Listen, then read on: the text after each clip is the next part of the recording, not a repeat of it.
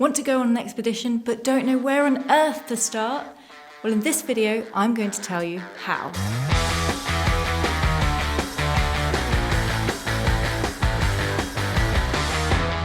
Hello, welcome back to the channel. If you're new here, my name is Lucy, and on this channel we talk about everything and anything adventure related.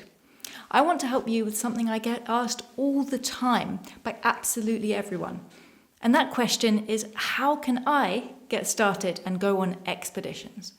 Well, first off, let's get rid of the idea that only a certain type of person can go on an expedition, because it's simply not true.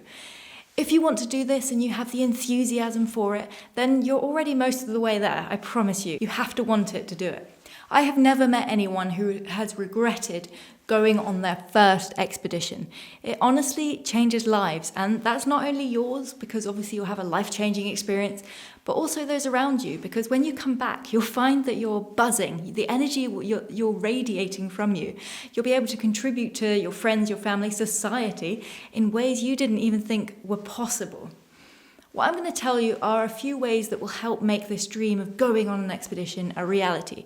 But remember, everyone's path is different. There is no right or wrong way that will lead to it working for you. But if you want it enough, you'll just keep persevering, and eventually we'll find a way to make the expedition dream a reality. And hopefully what I tell you now will give you a little bit of a head start.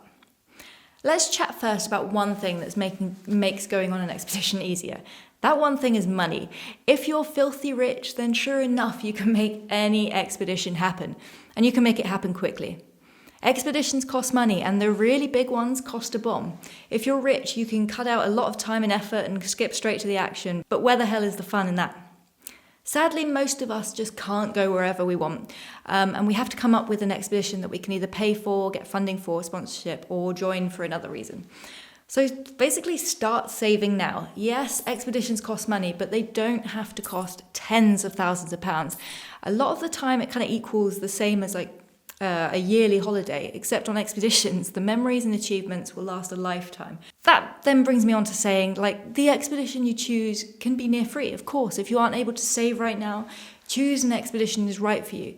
Making the big things happen can take time, and that doesn't mean you can't start challenging yourself now and doing expeditions that are easier to organise and do with minimal funds as well. After all, an expedition is just a long journey of challenging journey. You might wonder why I'm not mentioning sponsorship or grants. It's an option to make expeditions happen, but often I think it's easier to self-fund your first expedition, because unless you're doing something completely out of this world, the time and effort that goes into finding an appropriate sponsor for your first expedition will override actually getting out the door and then just going and doing it. The most important thing is to start at this point. Getting sponsors and grants will be easier when you have more experience in the expedition world. So you've started saving, but you've still no idea how to get yourself on an expedition or how to plan one. My next bit of advice is to get out there and start meeting other people in the expedition world. If you know where to look, they are everywhere, honestly. Go to events and societies, join communities like the Royal Geographical Society, the Scientific Exploration Society, Tales of Adventure events, Black Girls Hike, Explorers Connect, Love Her Wild, the Explorers Club, and so many more. There's so many. So not only will you get ideas from these, but you'll get a motivation to go and plan your very own adventure. You'll also meet heaps and heaps of people and network with them. And maybe you'll even meet your future expedition teammates. I know it's locked down at the moment, so obviously instead look at the online equivalent of the societies and events, as well as online outdoor groups and forums. Use the internet to connect, it's there. So one way to join an expedition is to join a guided one. I think guided expeditions and courses are a great way to get to places that you would otherwise not be able to when you're just getting started, because, you don't have the skills, the team, or the knowledge of that area for the adventure. Guided expeditions cut out some of the hardships of the expedition, like the planning, the responsibility, the navigation, and all the all-round sort of little details that equal the whole trip. But you can concentrate on challenging yourself in the extreme environment, and you'll learn along the way, as well as meet others who are getting into it too. Courses will teach you things from experienced individuals who have worked in the field for years. Think of that. They have worked for years, and they are letting you in on their secrets and tips. Guided expeditions and courses can be found absolutely everywhere. Organisations that I rate would of course be Turtleder, World Expeditions, Alpine Ascents, there's a bunch. And for courses, places like Glenmore Lodge in Scotland, and many, many more, I'm sure, all over the world.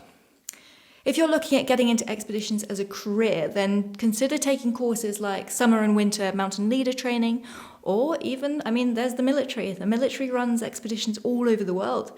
And if that's something you want to do, then you'll find that you'll be taught the necessary skills in all areas of expeditions this way as well.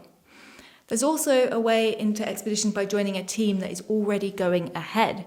Remember, you've got to bring something to the table here. So whether that mean you have great video or photography skills, a scientist looking to get data or more. Sometimes you might even be able to hitch a ride, hitch a free ticket if the skill set you have is valuable enough. So it's something to think about. If you're younger and these options I've mentioned so far don't make sense for you just now, then how about joining the Scouts and doing the Duke of Edinburgh Award? They're fantastic in getting you out there and into the world of adventure. Expeditions take time not only to plan, but depending on where you decide to go, it can mean months off work. But I know what you're thinking. What if you work full time and you only have a set amount of holiday? Well, for this, I would say plan in advance. Say you're going to Nepal to climb a high peak that might take 6 weeks off work. Tell your boss, be honest with them, get them excited about this challenge you're embarking on, and include them in your journey. By giving them plenty of notice, then fingers crossed they can make arrangements whilst you're away, and hopefully they can appreciate this mighty adventure you've committed to. And who knows, they might help you fundraise for it too. Everyone likes a good cake sale. But the most important piece of advice that I want to get across to you is to just start. Make it happen for yourself. Who are you and what do you want to become? If you want to go on an expedition, decide on one that excites you but is equally achievable. By this, don't go and commit, obviously, to climbing K2 in winter in a few months' time when you've never even put on a climbing boots.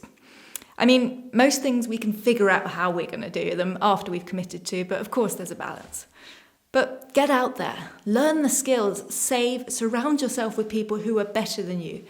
Daydream and make those daydreams a reality. Study maps, read blogs, watch movies, anything that will push you on and get you motivated to just go for it. Be both impatient and patient. They go hand in hand here. Every day, wake up and do something that will help you make your goal happen, but know that it won't happen overnight. And nor do you want it to. Enjoy the build-up to the expedition. It is, after all, a huge part of the whole process, so thrive on it. Expeditions come in all shapes and sizes, but one thing I know is that you will not regret it.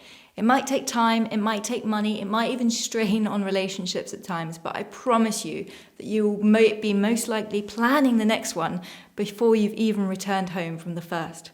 So start figuring it out step by step. Seek advice, don't take your eye off the ball, because it will be worth it, I promise. Thank you very much for watching. I'd love if you could please subscribe to help make this channel grow. See you next time, and go and start making those moves and make that expedition happen. See you next time.